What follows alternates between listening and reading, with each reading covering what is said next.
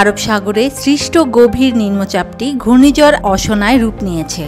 আগামী 24 ঘন্টার মধ্যে এটি ভারতের পশ্চিমাঞ্চলীয় রাজ্য গুজরাট উপকূলে আছড়ে পড়তে পারে। ভারতের কেন্দ্রীয় আবহাওয়া দফতরের আইএমডি বরাতের হিন্দুস্তান টাইমস এ খবর জানিয়েছে।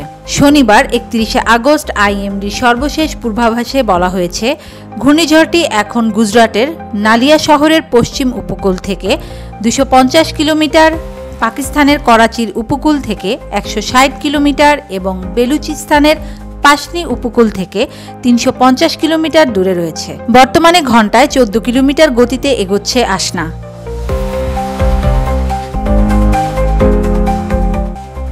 ঘূর্ণিঝড়ের প্রভাবে গুজরাটের ভারী বৃষ্টিপাতের পূর্বাভাস দেওয়া হয়েছে। এছাড়া কর্ণাটকে রেড অ্যালার্ট জারি করেছে স্থানীয় কর্তৃপক্ষ।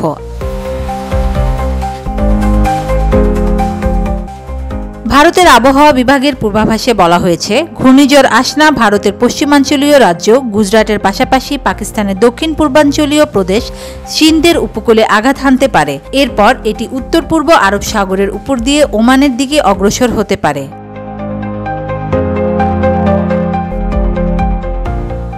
ধেয়ে আসতে থাকা ঘূর্ণিঝড়টির নাম দেওয়া হয়েছে আসনা। পাকিস্তান রেখেছে এই নামটি।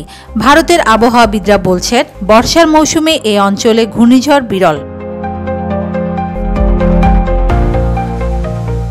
সাধারণত জুন থেকে সেপ্টেম্বর মাসের মধ্যে দক্ষিণ পশ্চিম মৌসুমী বায়ুর শক্তিশালী প্রতিরোধের জন্য নিম্নচাপগুলো ঘূর্ণিঝড়ে রূপান্তরিত হতে পারে না। 1991 থেকে 2023 সালের মধ্যে আরব সাগরে মোট 3টি ঘূর্ণিঝড় তৈরি হয়েছিল। তবে আগস্ট মাসে আরব সাগরে ঘূর্ণিঝড় একটি বিরল ঘটনা। Desk news, media express.